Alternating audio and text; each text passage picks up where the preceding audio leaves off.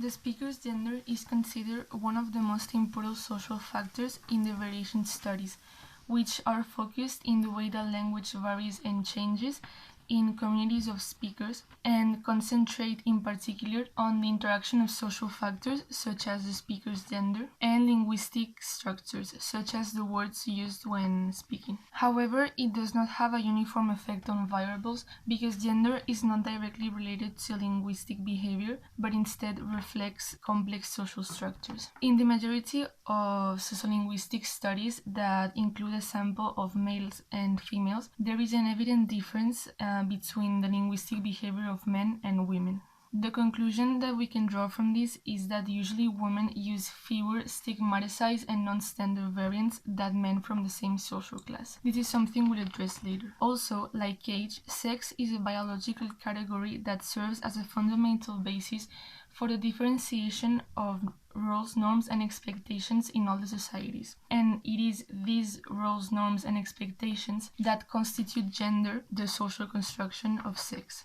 Family and social influence has been a topic discussed for many years. As many studies reflect, men and women speak differently in every known society. It has been observed that many of those differences have to do with the role and experiences they have within their social group. Males have always been seen as a dominant gender. Therefore, women have been living in the same restricted area most of their lives. Women are observed to use an obedient, uncertain, passive style of language. The working class young women who often went into life in service in aristocratic or middle class households tended to become bidialectal. The working class used a non-standard variant, while the middle class used standard variant. In the modern world, these differences are becoming more and more insignificant, because in many countries, men and women come to have very similar upbringing and lifestyle in their adulthood. In this case, yet again, we're talking about the distribution of power based on gender in the past, since nowadays the situation is significantly different. Differences between women as well as between women and men could be a function of their access to jobs that determine their passion in the standard language marketplace. Gender differences in variation could be related to social forces attached to women because of their place in the economy. Man competed for goods and power in the marketplace in the name of a family and controlled this. Man's personal worth was based on the accumulation of goods, status, and power, while a woman's worth was about maintaining order and control over her domestic realm. Lacking power, women could gain compliance throughout the indirect use of man's power or by developing their personal influence. Therefore, women tended to be more status conscious than men, which reflected on their language and expressions they used. Therefore, women normally were more innovative in the linguistic pattern and also more soft-spoken and excessively polite, whereas men could be more straightforward in their speech. Talking about speech situation, we can say that the person's choice of grammatical structure and vocabulary varies in accordance with the style of speech they choose in response to the interlocutor. According to various studies, the characteristics of a feminine interaction style include a greater use of verbal tags, such as "don't you think?" or "that's a great idea, isn't it?" like if they were seeking affirmation. Isn't it? Isn't it? Isn't it? Isn't it? Isn't it? Isn't it? Isn't it delicate? Research also suggests that men speak much more than women in a wide range of contexts, such as, for example, public husband-wife interaction, which might be the case in the past but definitely changed over the years. Respect bad girl when me done speak. What did she say? What did he say? You don't listen cause you know everything. During many different interviews, wives tended to speak more than their husbands. But in these types of situation, we also have to take into consideration gender of the interviewer, which can affect drastically the behavior of the other person. And another interesting observation can be found, surprisingly not, in Disney movies. If we pay close attention, we can notice that Disney heroines have considerably less talk time than male characters. Daddy invited the prince to a masquerade ball tonight. Ow! Tell her what else you did, Big Daddy. Go on. And he's staying. And he's staying for And he's staying at our house as my personal guest.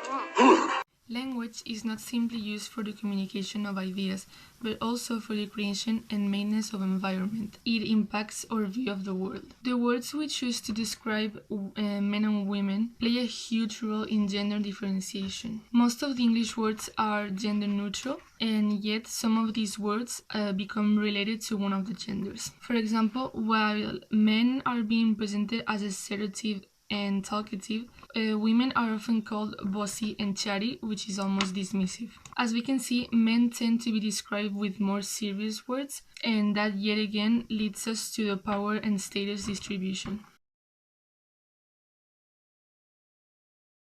Do you know, like, how they're like, we drink and we'd be popping bottles to the bitches and models to the hoes and the, like, do you know, because they get to call us that.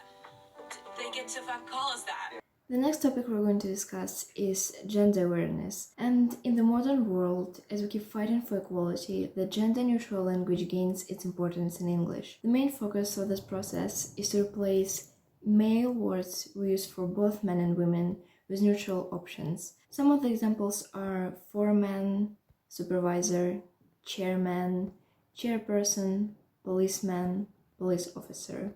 Some might find these changes unnecessary, but we all have to understand the importance that any language carries and how it affects lives of huge parts of society. And nowadays, we have to be particularly aware of gender contextualized words we use, considering the rights and wider acceptance that non-binary and gender-fluid people are finally gaining. To conclude, we can say that no factor can account for variation in the linguistic behavior of men and women. Sociolinguistics usually treat variation only as linguistic differences between male and female speakers. But in the modern world, it can be difficult to draw this line, not only because of the improving situation of women, but also because of the wider acceptance of the queer and non-binary community. Language researchers need to pay great attention to local, social, occupational, and historical factors influencing language use, rather than arriving at broad generalizations about men's and women's use of standard and non-standard speech. We cannot say that either men or women are, on whole, more likely to use dialectal forms. Sex is one factor among many, and there are reasons why both men and women,